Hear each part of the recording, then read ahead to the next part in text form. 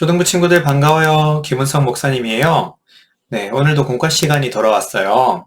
오늘은 21과를 공부할 거예요. 슬쩍 마가의 다락방 들여다보기라고 하는 제목이고요.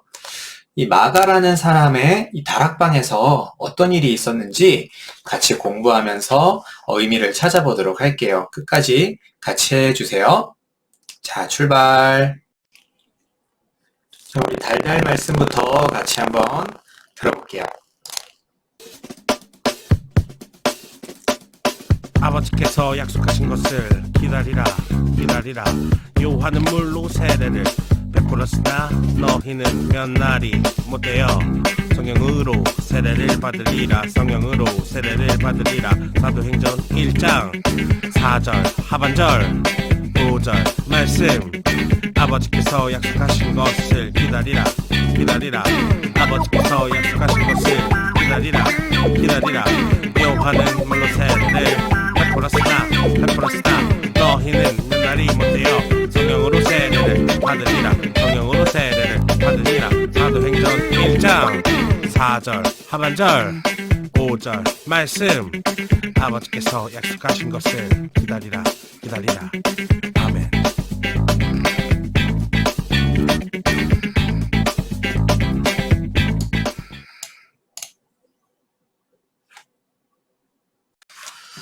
자, 친구들 달달 말씀 찬트 잘 들어봤죠? 따라하기가 참 쉽진 않아요. 그쵸? 그래도 그것대로 따라할 순 없더라도 우리가 오늘 달달 말씀을 또 같이 한번 읽어보면서 한번 머릿속에 새겨보도록 할게요. 달달 말씀 우리 여기 공과책을 보면서 같이 한번 외워봅시다. 시작.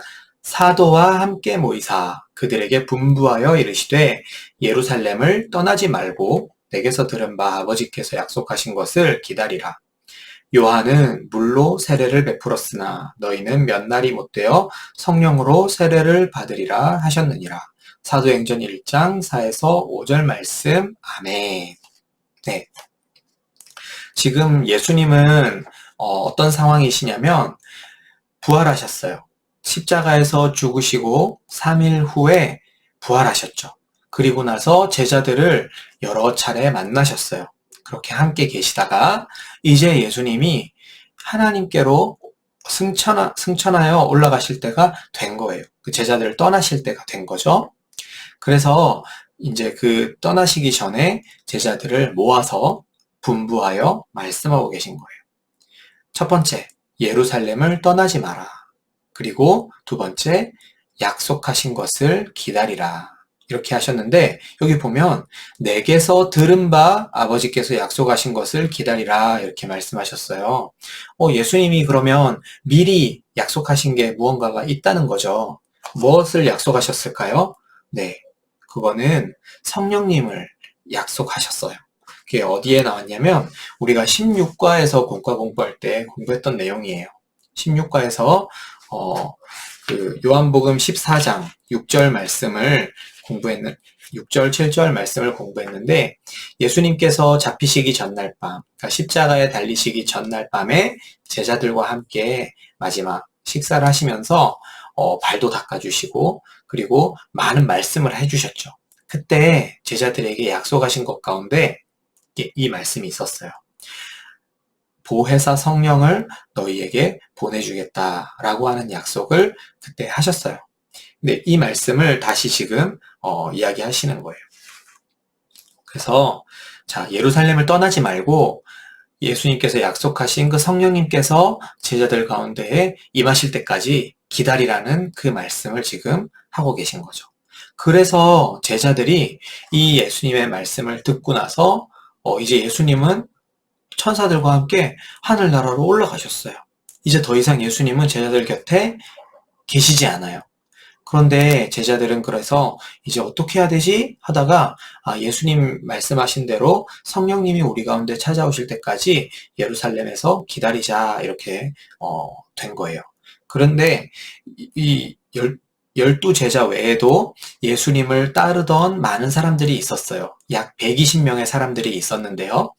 그 사람들 가운데에서 예루살렘에 집을 가진 사람이 있었나 봐요. 그 사람이 바로 마가였어요. 그래서 이 마가의 다락방에 그 예수님을 믿는 많은 모든 사람들이 모여서 뭘 했을까요? 기도한 거예요. 예배드리고 기도하고 그리고 성령님이 오실 때까지 거기에서 머물면서 기다렸던 거죠. 그 말씀은 사도행전 1장에 나와요. 1장 13절 그리고 14절 15절까지 보면 많은 제자들의 이름이 나오고 그리고 여자들, 예수님의 어머니 마리아, 그리고 예수의 아우들 막 이렇게 사람들의 이름이 나와요. 그리고 이 사람들이 모인 사람들이 약 120명 정도가 되는데 그 사람들이 오로지 그 마가의 다락방에 모여서 기도하며 기다렸던 거죠. 그렇게 막 기다리고 있다가 드디어 오순절 날이 되었을 때, 이 일이 일어나게 돼요. 어떤 일이 일어났는지 우리 1페이지 공과책의 성경 이야기를 읽으면서 한번 다시 읽어보도록 할게요. 자, 친구들 여기 1페이지에 있는 성경 이야기 있죠? 여기를 지금 목사님이 이야기할 겁니다. 공과책을 보면서 같이 한번 읽어봅시다. 오순절 아침 예루살렘에 있는 마가 요한의 다락방에서 큰 사건이 일어났어요. 갑자기 거센 바람 소리와 함께 불길이 솟아오르더니 각 사람이 다 다른 지방의 언어로 말하기 시작했어요. 아, 기다리던 성령님이 임하신 거예요. 삽시간에 이곳에서 일어난 일들의 소문이 퍼졌어요. 많은 사람들이 몰려든 가운데 베드로가 일어나 설교를 했어요. 이 설교를 들은 수많은 사람들은 예수님을 믿게 되고 세례를 받았어요. 이렇게 초대교회가 시작되었고 우리에게까지 이어졌답니다. 네, 친구들 우리 방금 여기 성경 이야기 부분을 읽었는데 여기는 지금 사도행전 2장 내용을 다루고 있어요. 이제 예수님의 이 말씀, 예루살렘을 떠나지 말고 약속하신 성령을 기다리라 라고 하신 그 예수님의 말씀을 따라서 이 제자들과 예수님을 믿는 모든 사람들이 누구네 집에 있었다고요? 네, 마가의 다락방. 마가의 다락방이 되게 컸나 봐요. 이 120명 정도나 되는 사람들이 다 들어가서 같이 기도하고 예배도 드리고 그렇게 기다릴 수 있었으니까요. 와, 그랬나 봐요. 그쵸? 어쨌든. 그런데 오순절 아침에, 이 마가 요한의 다락방에 마침내 성령님이 임하신 거예요. 오순절은 뭐냐면, 유대인들의 명절 가운데 하나예요. 예수님이 십자가에 달려서 돌아가셨을 때는 어떤 명절이었죠? 유월절이었어요. 그쵸? 그 유월절이 있고, 그 다음에는 또 여기 성령님이 임하시는 절기는 바로 오순절이에요. 이렇게 성경에서 아주 중요한 몇 가지 사건들이 이 유대인들의 명절과도 관련이 있다는 거 친구들 좀 기억하고 넘어가면 좋겠어요. 어쨌든 오순절이 되었을 때 오순절 날에 성령님이 드디어 제자들 가운데 임하신 거예요. 그 마가의 다락방에 있던 약 120명 정도 되는 사람들이 열심히 기도하고 있었는데 갑자기 여기 성경 말씀을 보니까 하늘로부터 급하고 강한 바람 같은 소리가 있었대요. 휘잉 하고 바람 소리가 그 사람들이 있는 마가의 다락방에 확 울려 퍼진 거예요. 그리고 나서 사람들이 놀랬겠죠? 웬 바람 소리지? 휘잉 하는 소리가 들린 거예요. 그러고 나서 보니까 불의 혀처럼 갈라지는 것들이 보였다라고 해요. 혀처럼, 그러니까 불이 임했다라는 거죠. 어쨌든 불이 이렇게 확 임해가지고 사람들에게 한 사람 한 사람, 각 사람 위에 불이 임했다라고 해요. 그래서 그 이미지를 여기 그림에서는 이렇게 그렸어요. 그쵸? 사람들의 머리 위에 불꽃이 다 하나씩 떠 있어요.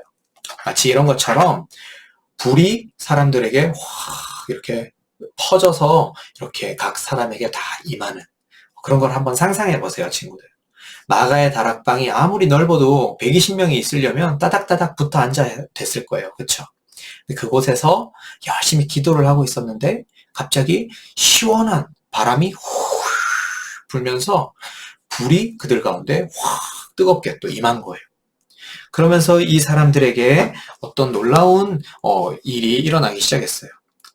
사도행전 2장 4절 말씀을 보니까 그들이 다 성령의 충만함을 받고 성령의 충만함을 받았대요. 이게 어떤 건지 모르겠지만 성령님께서 그들의 마음 가운데 임하신 거예요. 그들 안에 성령님이 훅 들어오신 거죠. 그래서 성령의 충만함을 이 모든 사람들이 다 받았대요. 그리고 나서 이들 가운데 들어오신 그 성령님이 이 사람들을 통해서 말하게 하셨대요. 그래서 그 사람들의 입에서 다른 언어들로 이 사람들이 말하기를 시작했다라고 합니다. 어떤 말을 했는지는 여기 성경책에도 나오진 않아요. 그렇지만 중요한 건 당시 오순절이라고 했죠. 명절을 지키기 위해서 많은 각지에 있는 유대인들이 이 예루살렘에 모여들었어요. 그래서 보면은 바데 사람, 메데 사람, 엘람 사람, 메소포타미아 사람, 갑바도기아, 본도 아시아 등등 아주 멀리 있는 다양한 지역에 있는 많은 유대인들이 예루살렘에 모여들었거든요. 그런데 그 사람들이 각기 자기가 살고 있는 지방의 그 언어로 막 이 예수님의 제자들이 소리치고 외치는 이야기를 듣게 된 거예요. 막 120명이나 되는 사람이 갑자기 막 여러 가지 언어로 막 크게 소리를 지르니까 지나가던 사람들이 다 깜짝 놀라서 도대체 이게 무슨 일이지? 하고 귀 기울여 듣기 시작했어요. 그러자 사람들은 처음에 반응이 이랬어요. 성경을 보면 저 사람들이 분명 술 취했나 보다. 아침부터 막 술을 먹고 지금 정신이 나가가지고 막 술 주정을 하나 보다. 그래서 저렇게 시끄럽게 떠들고 있나 보다. 이렇게 사람들이 오해를 했던 거예요. 그렇게 오해를 하는 이야기를 듣자 이 모여있던 120명의 사람 가운데 수제자였던 베드로가 일어납니다. 그래서 베드로가 그 사람들을 향해서 여보시오, 우리는 지금 술 취해서 헛소리를 하고 있는 게 아닙니다. 그게 아니라 바로 우리에게 지금 예수님께서 약속하신 성령님이 우리에게 임하셨고 그 성령님이 말하게 하심을 따라 지금 이렇게 각기 다른 언어로 지금 당신들에게 말을 하고 있는 겁니다. 라고 하면서 예수님에 대해 설교를 하기 시작했어요. 예수님은 어떤 분이시고 우리에게 이런 일을 해주셨다라고 하는 것들을 쭉 설교를 해줬어요. 그러자 어떤 일이 일어났냐면 사람들이 마음에 찔렸대요. 예수님이 아무런 죄가 없으신데 그 예수님을 십자가에 못 박혀 죽게 만들었다라고 하는 것에 마음이 찔려서 베드로에게 물어봤대요. 그러면 우리가 어떻게 해야 합니까? 라고 물어보자 베드로가 이렇게 이야기해 줍니다. 너희가 각각 회개하고 예수 그리스도의 이름으로 세례를 받으라. 이렇게 복음을 전하는 사건이 일어나요. 그리고 놀라운 건 그 베드로의 설교를 듣고 또 그 성령이 임하시는 그 사건을 보았던 그 예루살렘에 모여있던 많은 사람들 가운데 3,000명이나 되는 사람이 그때 회개하고 예수님을 믿게 되었대요. 네, 친구들, 목사님이 2페이지 그리고 3페이지까지 막 이렇게 보여줄 수가 없어서 지금 조금 계속 말로 설명을 하다 보면 너무 길어질 것 같아서 오늘은 여기까지 내용을 하려고 해요. 자, 오늘은 그래서 이 스토리를 친구들이 알고 있는 게 되게 중요할 것 같아요. 교회가 어떻게 시작되었는가라고 하는 내용을 오늘은 배우는 거예요. 자, 우리가 제주 성안교회를 다니고 있어요. 그렇죠? 그런데 제주 성안교회 외에도 우리 한국에는 엄청나게 많은 교회들이 있어요. 그렇죠? 어느 도시, 어느 지역을 가도 많은 교회가 있어요. 친구들 알고 있죠? 근데 우리나라 외에도 뭐 중국을 가든 일본을 가든 아니면 저 먼 미국이나 영국이나 아니면 정말 저 멀리 있는 아프리카, 아르헨티나, 세계 어느 나라를 가더라도 십자가를 걸고 하나님과 그리고 예수님, 그리고 성령님을 믿고 예배드리는 교회는 다 세워져 있어요. 그런데 그렇게 많은 교회가 어떻게 시작되었는가라고 하는 이야기를 오늘은 공부한 거예요. 그래서 다소 어려울 수도 있지만 친구들이 기억해야 될 건 이거예요. 교회는 어떻게 시작되었는가? 예수님의 약속의 말씀, 예루살렘을 떠나지 말고 성령을 기다리라 라고 하신 그 예수님의 말씀을 따라서 순종해서 예루살렘에서 기다리고 그리고 기도하면서 기다리고 있었던 그 예수님의 제자 약 120명 정도 되는 사람들, 그 사람들에게 오순절에 누가 임하셨어요? 네, 성령님이 임하셨죠. 그리고 그 성령님이 제자들에게 임하였을 때 어떤 일이 일어났다고 했어요? 제자들이 성령의 충만함을 받았대요. 그리고 성령의 충만함을 받은 상태에서 다른 언어들로 말하기 시작했다. 그러면서 아주 신기해하고 그리고 놀라운 마음으로 몰려들었던 사람들에게 베드로가 예수님이 어떠한 분이시고 우리에게 무슨 어떠한 구원의 일을 이루셨는지를 설교해 주었고 가르쳐 주었고, 그 말씀을 들었던 사람들 가운데에 많은 사람들, 3,000명이나 되는 사람들이 회개하고 예수님을 믿기로 결정했다는 거예요. 그렇게 해서 그 예수님을 믿는 사람들을 시작으로 교회가 세워졌다라고 하는 거죠. 그 예루살렘에서 시작된 이 교회가 그 제자들로부터 시작된 교회가 예루살렘을 넘어서 저기 사마리아 그리고 이방 땅까지, 그리고 지금은 이제 한국 그리고 아프리카, 미국 어디든 세계 어디든 다 이제 예수님을 믿는 사람들이 있을 정도로 이 복음이 전파되고 교회가 확장되어 왔다라고 하는 걸 친구들 기억하면 좋겠어요. 그리고 이 일을 예수님께서 시작하실 때 가장 중요하게 말씀하신 건 뭐냐? 성령을 기다리라고 하신 거였어요. 너희들 당장 가서 복음을 전하렴, 교회를 세우렴 이렇게 말씀하신 것이 아니라 성령을 기다리라고 하신 거예요. 왜냐하면 여기에는 중요한 내용이 있어요. 자, 제자들, 처음으로 예수님을 믿었던 제자들은 어땠나요? 예수님을 실제로 눈으로 봤고 그 예수님의 부활하신 예수님의 손에 있는 못자국에 손가락도 넣어보고 그리고 예수님의 기적도 다 체험했던 사람들이었어요. 그런데 지금 우리는 어떤가요? 그리고 그 예루살렘에 모여들었던 많은 외국에 살던 유대인들은 어땠나요? 예수님을 실제로 봤던 사람보다는 보지 못하고 말로만 들었던 사람들이 훨씬 많았을 거예요. 그러나 그럼에도 불구하고 그 사람들에게 예수님의 말씀을 전했을 때 예수님을 믿고 돌아오고 그리고 예수님을 주님으로 고백하는 사람들이 생겨나기 시작했다는 거예요. 놀라운 일이죠. 이전에 제자들은 실제 예수님을 만났고 예수님의 말씀도 들었고 예수님의 기적도 체험하고 부활도 체험하고 했기 때문에 어쩌면 예수님을 믿을 수 있었을지 몰라요. 그렇지만 이 교회 시대, 예수님께서 하늘나라로 하나님께로 올라가시고 난 이후의 사람들은 예수님을 실제로 본 사람이 아무도 없는 거예요. 그러나 그럼에도 불구하고 예수님의 말씀을 들었을 때 내가 정말 예수님을 믿어야겠다라고 하는 믿음이 생겨난 거예요. 이건 사람이 할 수 있는 일이 아닌 거죠. 사람이 할 수 있는 일이 아니라 누구의 능력인 거예요? 네. 예수님이 약속하신 그 성령님이 제자들에게 충만히 임하시고 그 충만히 임하신 성령님에 의해서 복음을 전하고 사람들을 찾아가서 예수님의 이름을 알려주었을 때 그 사람들이, 그 말씀을 들은 사람들이 믿음을 가질 수가 있게 된 거예요. 그래서 성령님에 의해서 이 교회들은 이루어지고 세워질 수 있다라고 하는 거 친구들 꼭 기억하길 바래요. 그래서 우리가 지금 제주 성안교회 이렇게 교회를 열심히 다니고 예배를 드리지만 우리 교회를 위해서 그리고 우리 교회에 꼭 필요한 건 뭘까요? 네, 성령님이에요. 성령님이 우리 교회를 세우셨죠.